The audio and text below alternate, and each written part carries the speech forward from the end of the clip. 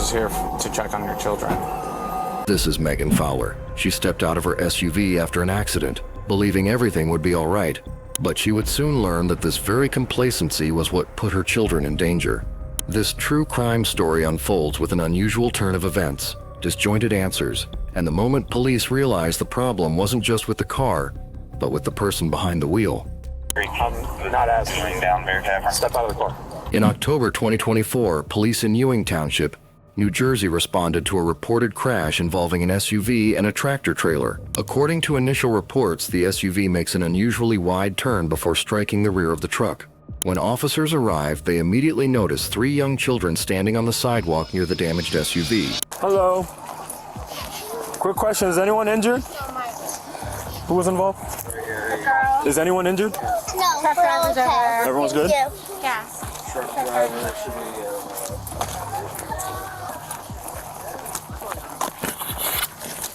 It looked like it. Well, I was driving up this way. I heard it too. I knew it was the truck put the sock on you going over. No, it's because the machine hit it.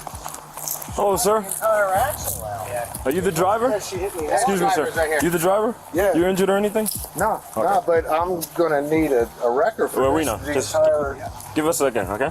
Hello. Who was the driver? You were?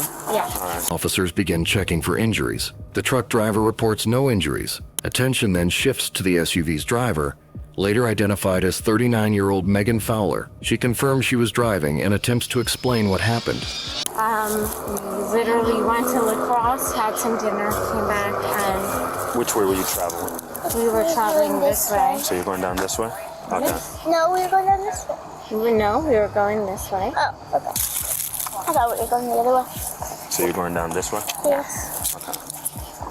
Is it possible you can get me your driver's license, insurance, and registration for the vehicle? Absolutely. Her inability to give consistent answers becomes one of the earliest red flags prompting officers to widen their investigation. Later, while questioned by the police, Adams seemed to continue avoiding questions related to Harmony. However, at some points, he did proactively speak up. After interviewing the truck driver and a passerby, police quickly realized that Fackler was likely responsible for the incident. However, when questioned about the details, she couldn't recall which direction she was going.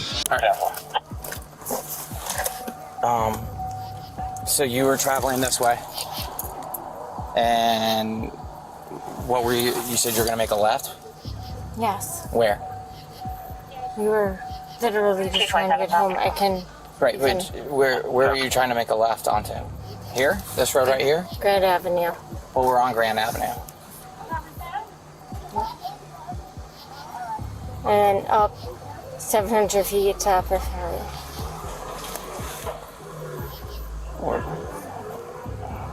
Well, West Upper Ferry is down there. But you said you were traveling this way. I literally was. So you're traveling away from West Upper Ferry. West Upper Ferry is down that way. I am new to the area. I'm sorry, I don't want to. No, you're fine. Let's just. I just need. Don't. If you push that, it's just gonna blow more smoke out Yeah, of me. sorry. I don't want you to inhale that. Where? Okay, so you're on Grand. Where were you trying to go? That way, or you're traveling this way, right? Yes. Despite continued questioning, Fackler cannot clearly explain the moments leading up to the crash. Officers note slurred speech and difficulty focusing. An ambulance arrives to evaluate the children. Police ask whether Fackler consumed alcohol earlier in the day. Did you guys have anything to drink there?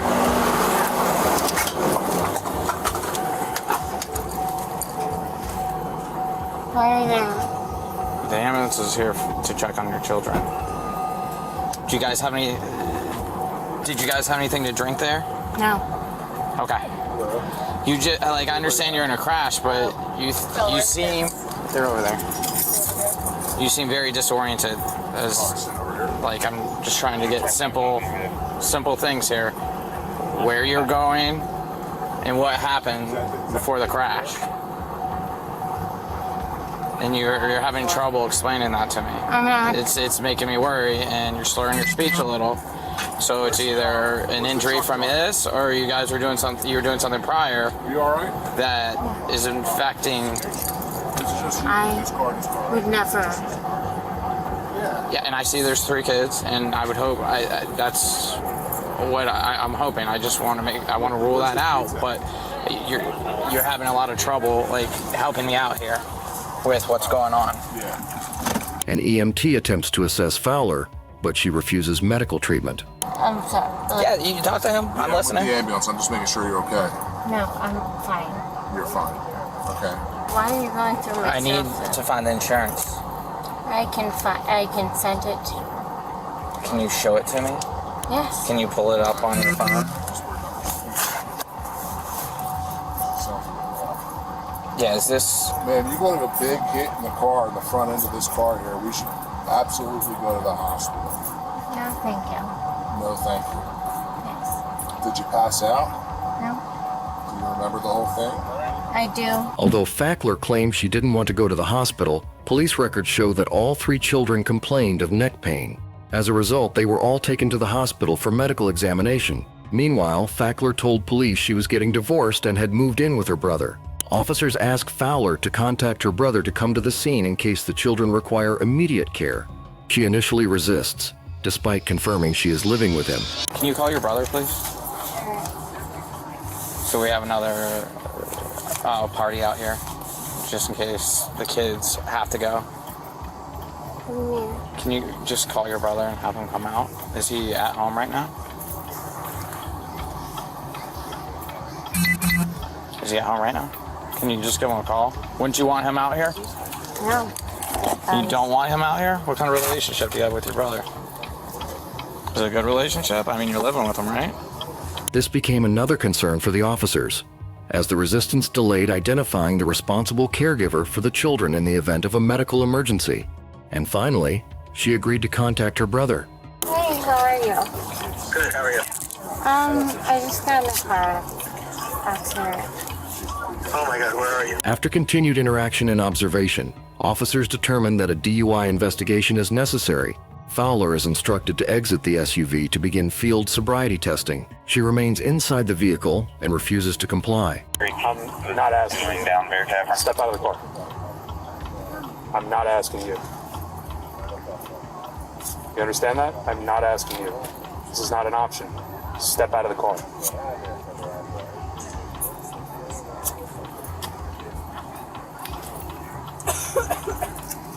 Come on. Vehicle's gonna be a shimmy and What's follow that? no other information. What's that? They wait until my brother comes? Nope. Step out of the car. Despite repeated commands, Megan Fowler remains seated inside the SUV, saying she wants to wait for her brother to arrive. Officers explain that the roadway must be cleared and that she is legally required to exit the vehicle to continue the investigation. A second officer takes over after the initial officer is called away. The officer points out that open alcohol containers are visible in the back seat, and again references Fowler's slurred speech and confusion. All right, so he has to leave. You're the bad guy.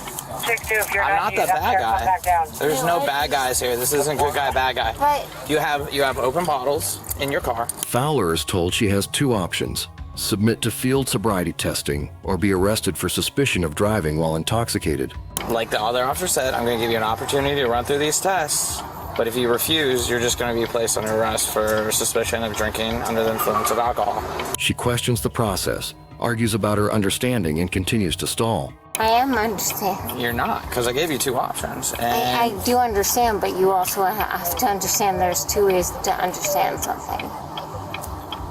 based on my training experience, Units for Bear Tavern and Jacobs Creek, just This- be advised, we'll thing that males took off. Here This you is how I will push and lock understand the tongue. so either I have to keep explaining it over and over. Either you step out and perform the test, or you're going to be placed under arrest. After extended back and forth, Fowler finally exits the vehicle. Officers guide her to a flatter area away from traffic to begin the walk and turn test.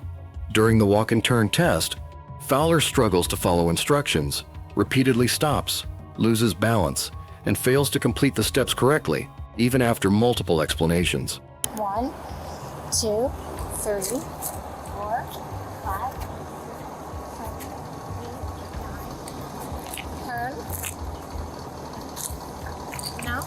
Units on the road and sent you a picture of You said you understood the instructions. I did. the other notice. Why? Continue the test until you complete it. 1, 2, 3, 4, 5, 6, 7, 8.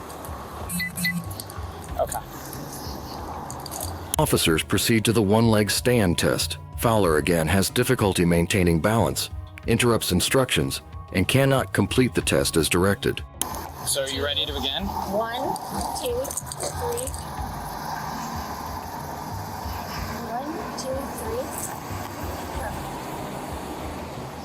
3. No. My girls are right. Did you not understand? We're still doing this test. I do understand that, and I appreciate Are you that. done with the test? I'm not done with the test, and I never said that. I just want to make sure my girls are okay. Fowler's physical instability completely contradicted her assertion that she had not been drinking, reinforcing the officer's conclusions drawn from direct observation rather than assumption. Officers determine Fowler cannot safely stand or complete the tests.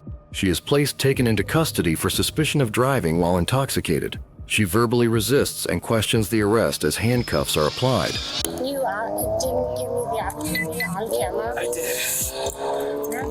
No, you're not arresting me. Please don't arrest me. No. Put your hand behind your back. Okay. Do you want to make a scene? Or not?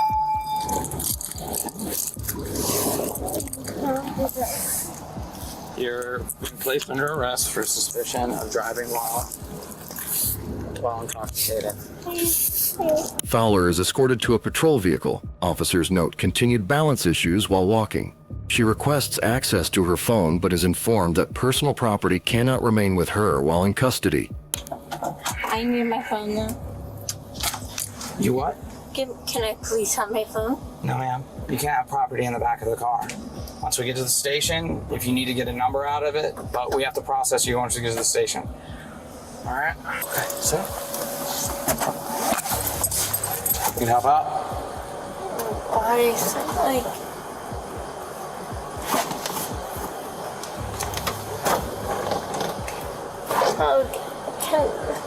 Put your other foot out, and then we'll be I understand how to walk. I thank you for that. But all right.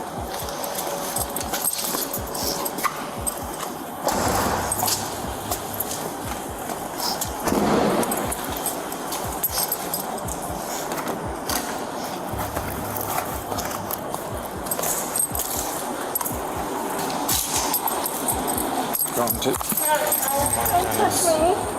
Alright, so we're going to the store.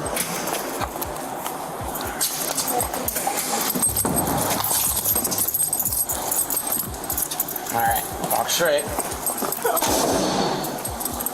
At police headquarters, Fowler undergoes breath testing. After multiple attempts, results show a blood alcohol concentration of 0.37, nearly 5 times the legal driving limit. Blood alcohol levels at this level are often associated with loss of consciousness or medical emergencies in people with alcohol intolerance, raising serious concerns about long-term alcohol addiction and the continued risk faced by children.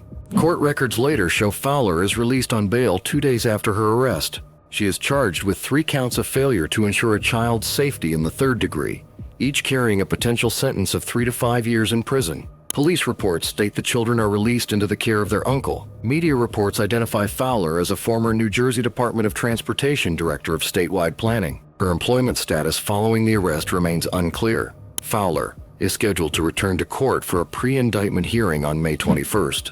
Legally, this is a serious DUI case. But for Megan Fowler's 3 children, it was an evening spent standing on the sidewalk, waiting for another adult to take responsibility for their mother. The case concluded with criminal charges and a court date, but the bigger question remains, who protects children when their own guardians become the danger? If you have young children with you, never drive after drinking, even if you think you're okay. The only safe way is to call a family member to pick up your children immediately, or stay put until someone sober can take your place. Thank you for watching. See you tomorrow on Lou.